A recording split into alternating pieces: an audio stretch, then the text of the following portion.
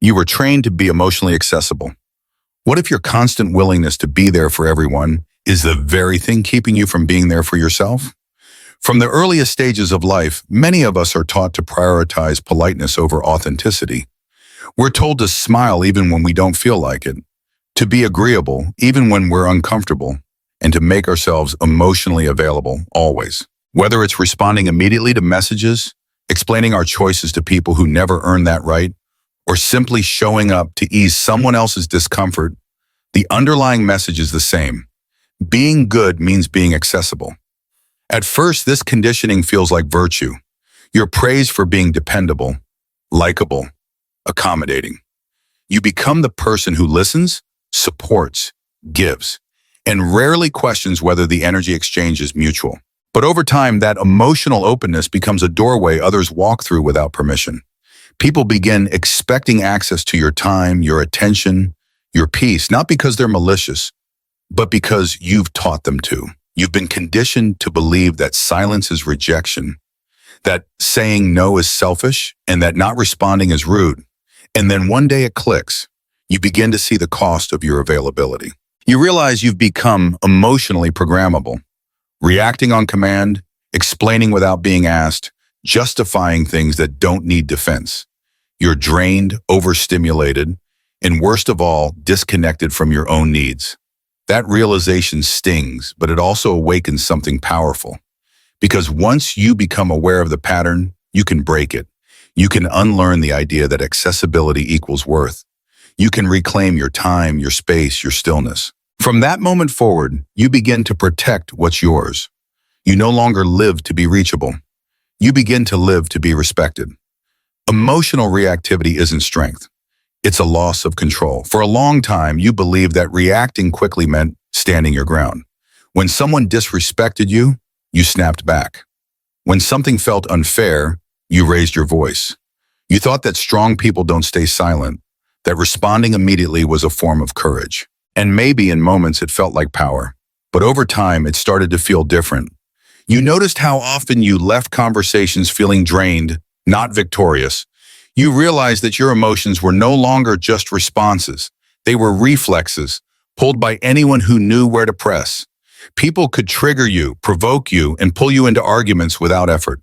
And worst of all, you felt powerless to stop it. Because here's the truth, emotional reactivity isn't strength, it's surrender. Every time you react without pause, you hand over control. You give someone else the remote to your mind and the key to your peace. Eventually, you start to see that true strength isn't about who yells louder, who explains better, or who wins the argument. True strength is measured by who remains grounded when everything around them is trying to shake them. It's the person who can feel anger but choose calm. The one who can sense disrespect and still respond with dignity. And that kind of strength, it's not impulsive, it's intentional. Learning to pause, to breathe, to respond instead of react is a discipline. It's uncomfortable at first. It requires emotional maturity. But in time, it becomes the difference between being controlled and being centered. Because the one who can stay still while others provoke, that's the person who truly holds the power. Becoming unreachable isn't running away. It's rising above. We live in a world that rewards availability. You're praised for being accessible, for responding quickly, for showing up even when your spirit is tired. But there comes a point when you begin to wonder, what am I sacrificing just to be reachable? At first, being emotionally available feels like generosity. You answer every call, offer support to everyone, make room for every emotion that isn't yours. You become the one people can rely on, and they do. But soon your peace becomes public property. Your emotional bandwidth turns into a shared resource. Not because you offered it freely, but because you never said no. That's when something inside you begins to shift. You start to realize that your peace is not a public utility. It's sacred. And protecting it means becoming less reachable, not out of cruelty, but out of clarity. Becoming unreachable doesn't mean you shut people out. It means you stop being available to everything and everyone. It means you're no longer accessible to manipulation, to emotional chaos, to people who treat your presence like it's guaranteed. When you become unreachable, people notice. The ones who thrived on your emotional availability become unsettled. Those who once pulled your strings can't find the same response. You're not cold, you're centered. You're not detached, you're intentional. Unreachability isn't about hiding. It's about rising to a level where not everyone gets access. It's not silence out of fear, it's silence out of strength. It's understanding that your time, energy, and presence are privileges, not entitlements. In a world addicted to urgency, becoming unreachable is not avoidance. It's power. It's choosing who gets a piece of your peace and who doesn't. Silence isn't coldness. It's a master strategy. For most of your life, you've been told that silence means weakness, that if you don't speak up, you'll be overlooked, that if you don't explain yourself, people will misunderstand you. So you talked, you defended, you clarified, you tried to make sure no one ever got the wrong idea. But here's what no one tells you. The more you explain yourself, the more people believe they're entitled to your reasoning.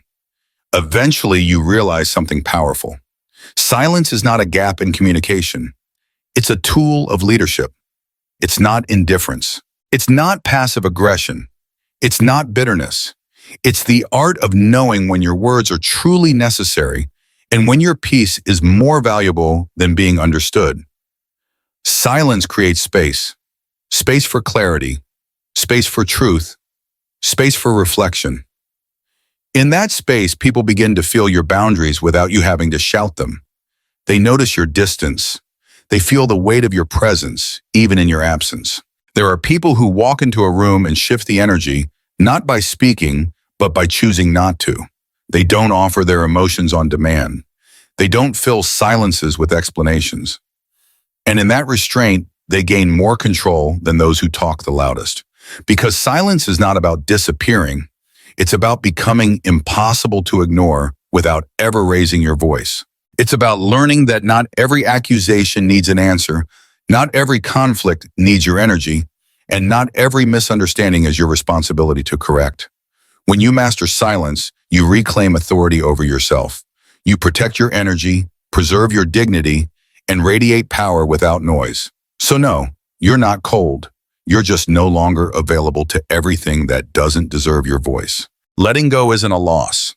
It's liberation. We're often taught that holding on is strength, that loyalty means staying, that perseverance means enduring things that no longer nourish us. So we cling to relationships that drain us, jobs that suffocate us, and identities that no longer reflect who we are. We keep trying, keep fixing, keep hoping, even when our hearts are quietly pleading for us to let go. At first, letting go feels like giving up. It feels like failure. We fear being seen as disloyal or weak. We fear the unknown that comes after release. So we tighten our grip even if it hurts. We rationalize staying. We tell ourselves that things will change, that maybe if we give just a little more, it will start to feel right again. But deep down, we know. We know when something no longer fits. We know when we've outgrown a situation. We know when we're shrinking ourselves just to keep the peace. And then comes the breaking point, not loud or dramatic, but quiet and decisive. A realization that holding on is costing more than it's giving. A moment of clarity that whispers, you deserve more than this. Letting go doesn't mean you didn't care. It means you've finally chosen to care for yourself too. You let go of the need to fix what isn't yours. You release the idea that your worth depends on who stays or what lasts. You step away, not in bitterness, but in freedom. Because letting go is not the end of something. It's the beginning of something new, something lighter, truer, and far more aligned with who you are becoming. In the space left behind, peace begins to grow. And in that peace, you realize you didn't lose anything. You found yourself. You don't owe anyone an explanation for choosing your peace. At some point in your life, you were made to believe that every decision required justification, that walking away needed an explanation, that saying no had to come with context. And so you explained over and over again. You explained your silence, your boundaries, your absence, your healing. You tried to be understood by people who were never really listening. But here's what you eventually learn. The people who truly see you don't need an explanation. And the people who demand one usually don't deserve it, because more often than not, people don't ask for clarity to understand. They ask to challenge you, to keep you small, to guilt you into compliance. They don't want truth, they want control. And when you explain yourself to the wrong audience, you give them power. Power to dissect your choices, power to undermine your peace, power to twist your truth into something convenient for them. But you are not here to be cross-examined. You are not required to justify the boundaries you create to protect your energy. You are not obligated to offer your emotional process as a public document. Your silence is not rudeness. It's self-respect. Your decisions are not up for debate. Your healing is not a group discussion. And when you stop explaining, something powerful happens. You begin to trust yourself more. You stop seeking approval for paths that only you were meant to walk. You no longer ask for permission to honor your own truth, because you've realized the most freeing sentence you can say is, I chose this, and that's enough. You don't owe the world access to your why. You only owe yourself the freedom to live in peace with your choices. Your presence is powerful. But that doesn't mean you have to be available to everyone. There's a difference between being present and being constantly available. But in today's hyper-connected world, those two things often get confused. You've been led to believe that in order to be kind, supportive, and dependable, you must always be on, always respond, always show up, always say yes. And so you do. You answer every message, pick up every call, rearrange your schedule to meet someone else's needs. Over and over again. You become the emotional safety net, the default support system, the one who's always there. But slowly something shifts. Your presence stops being appreciated and starts being expected. People stop saying thank you and start saying finally. Your value becomes linked to how fast you reply, how much you give, how easily you're reached. And eventually you realize this painful truth. You've been available to everyone but yourself. Presence is not about being everywhere at once. It's not about stretching yourself thin just to be accepted. True presence is intentional. It's grounded. It's powerful because it's limited, because it comes from choice, not obligation. When you begin to withdraw from unnecessary commitments, when you no longer explain why you didn't answer right away, when you reclaim your time without guilt, that's not selfish. That's self-respect. And something interesting happens. The moment you stop being constantly available, your presence becomes more meaningful. People listen more. They notice when you show up. They understand that your energy is valuable, not guaranteed. You don't have to be everywhere to matter. You don't have to be reachable to be relevant. Being present doesn't mean being accessible. It means being intentional. And when you understand that, you stop chasing connection. You start curating it. Boundaries are not selfish. They are self-respect in action. There comes a time when you stop asking for permission to protect your peace. A time when you realize that the constant exhaustion you feel isn't just physical. It's emotional, spiritual, and it's coming from saying yes when you mean no, from tolerating what makes you uncomfortable, from allowing repeated access to parts of yourself that should be sacred. Many of us were raised to believe that boundaries make us cold, difficult, or unkind. We were taught to prioritize others over ourselves, to keep the peace at all costs, to be agreeable even when it means betraying what we truly feel. But over time, this kind of emotional exposure starts to chip away at your sense of self. You become stretched thin, you become resentful, and eventually you become unrecognizable to yourself. But here's the truth. Boundaries aren't rejection. They are recognition of your worth, your needs, and your limits. They aren't about building walls to shut others out. They are about building clarity around who gets to come in, how far they're allowed to go, and how long they're allowed to stay. A healthy boundary doesn't need to be loud. You don't have to argue for it, explain it, or package it in softness to make others comfortable. You simply have to live it, calmly, consistently, and without guilt. Some people will misunderstand. Some will test your silence. Some will leave. Let them. The people who truly belong in your life won't need to be told where the line is. They'll feel it and they'll honor it. Because the most powerful boundaries are not the ones you declare out loud. They are the ones you uphold quietly with conviction. And the moment you start honoring your boundaries, The world begins to treat you differently because you've finally started treating yourself with the respect you've always deserved. Your energy is sacred. Start treating it that way. You only have so much to give, and yet you give it everywhere, to people who take you for granted, to conversations that go nowhere, to arguments that drain you, and to spaces that don't deserve your presence. Somewhere along the way, you forgot that your energy is not unlimited. It's sacred. You wake up tired, not because you didn't sleep, but because you've been carrying what isn't yours. You've been listening to complaints from people who don't want solutions. You've been giving advice to those who never take it. You've been offering support in places that only echo back silence, and you wonder why you feel so empty. Here's the truth. Your energy is your most valuable currency, and like anything valuable, it must be protected, not wasted.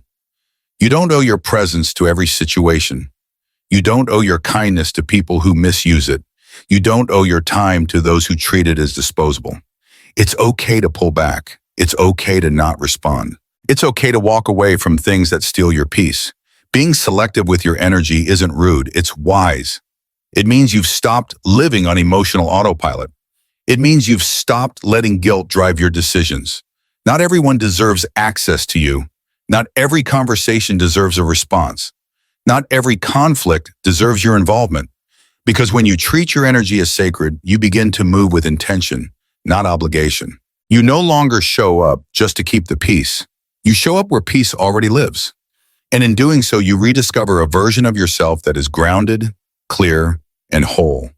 You protect your energy, and in return, it protects you. Self-control isn't suppression.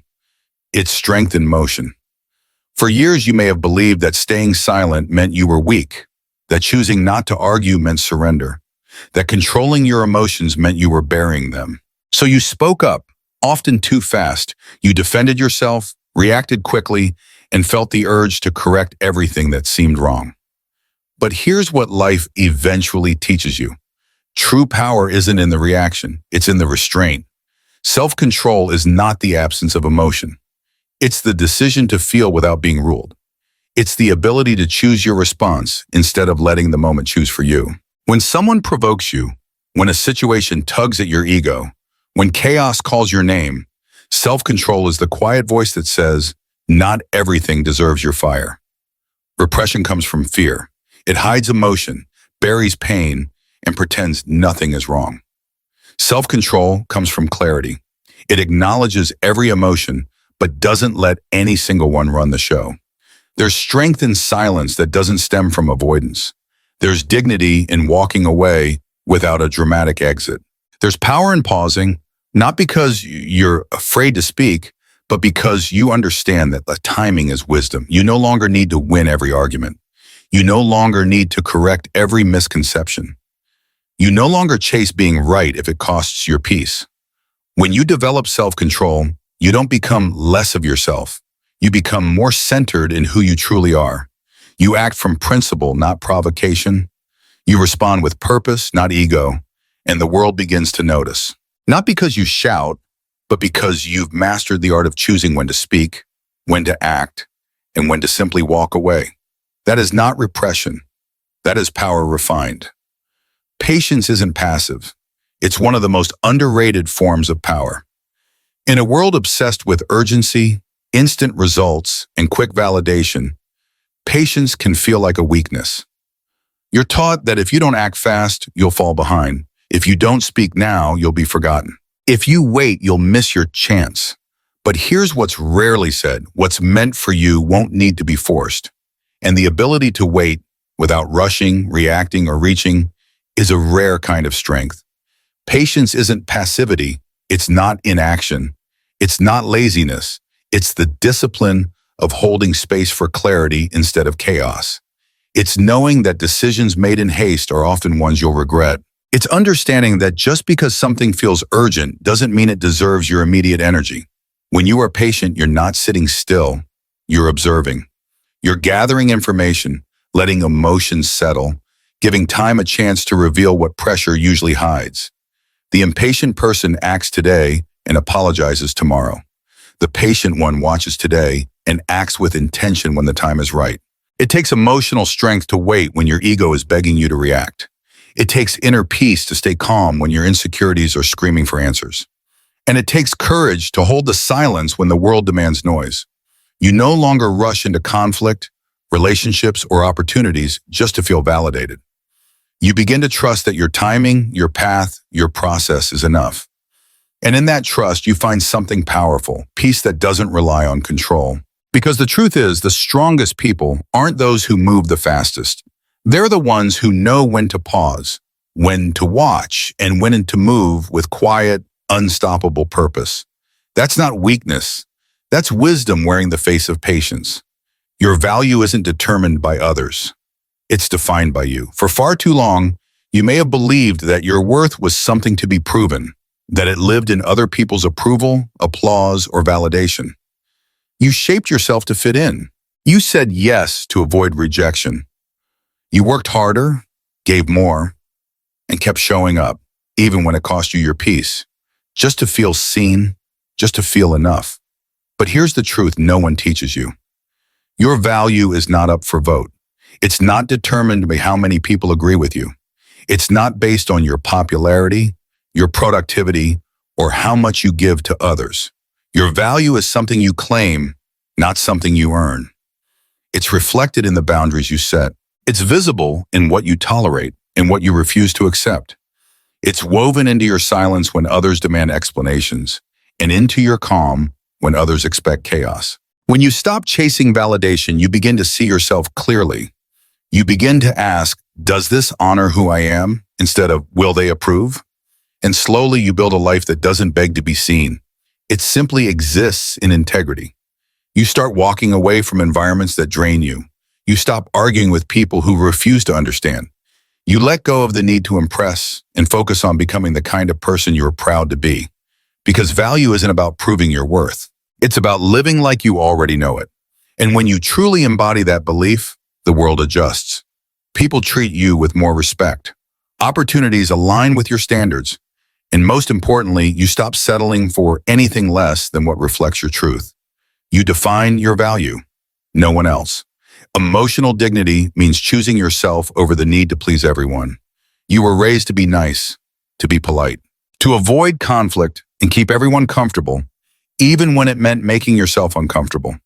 You were told that being agreeable was admirable, that saying yes made you a good person, and that putting others first was a virtue.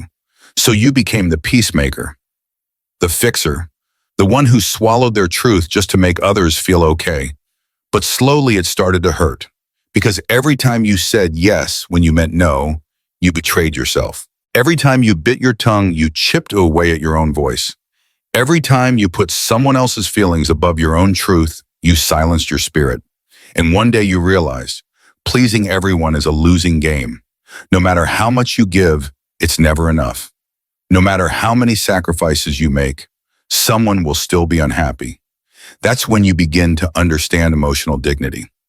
Emotional dignity is the quiet courage to be real. It's saying what you mean, even if your voice shakes. It's setting a boundary without softening it for someone else's comfort. It's knowing that you don't have to be cruel to be clear. You stop apologizing for needing space. You stop explaining why you won't tolerate disrespect. You stop asking for permission to be who you are. Because your peace matters, your truth matters, and your worth isn't measured by how easy you are to handle. The more you honor your emotional dignity, the more you attract people who don't need you to perform kindness. They recognize it in your boundaries. You're not here to be liked by everyone. You're here to live in alignment with yourself. And that is the highest form of respect, starting with you. Conscious rejection isn't loss. It's leadership over your own life. We often romanticize acceptance. We celebrate the yes, we fear the no, and we convince ourselves that rejecting something, even when it doesn't align, is a missed opportunity. But what if rejection, when done consciously, is not a sign of fear or loss, but of clarity and strength? Every day, life presents you with choices, relationships that look promising, job offers that appear golden, invitations that flatter your ego. And yet, deep down, you know, not everything that shines fits your path. Not every opportunity is the right one. Not everything that arrives deserves a seat in your future. Still, the pressure to say yes can be overwhelming. You worry about missing out. You worry about disappointing moms. You worry about being seen as ungrateful. But here's the truth. Saying no to the wrong thing is what creates space for the right thing. Rejection, when rooted in self-awareness, is not closed-minded. It's deeply intentional. You're not rejecting because you're scared. You're rejecting because you're finally clear on what's worth your time, your energy, your peace. It takes courage to walk away from something good because you know it's not great. It takes maturity to decline an opportunity that doesn't honor your values. It takes strength to say no, even when you don't have a backup plan, because you trust your standards more than your fears. Conscious rejection is a declaration. I choose alignment over approval. I choose direction over distraction. You don't owe the world your constant yes. You owe yourself the freedom to choose wisely, even when it's hard. And sometimes the most powerful step forward is the one where you choose to step away. True freedom begins the moment you detach. You can't be free if you're still clinging to what's breaking you. That's the quiet truth most people avoid. We hold on, not because things feel right, but because they feel familiar. We stay in relationships that drain us, jobs that cage us, roles that no longer reflect who we are, simply because the thought of letting go feels scarier than staying stuck. But attachment is not love. Attachment is fear wearing the mask of loyalty, and the longer you hold on to things that no longer serve you, the further you drift from your peace. Detachment doesn't mean indifference. It doesn't mean shutting down or refusing to care. It means caring without controlling. It means loving without losing yourself.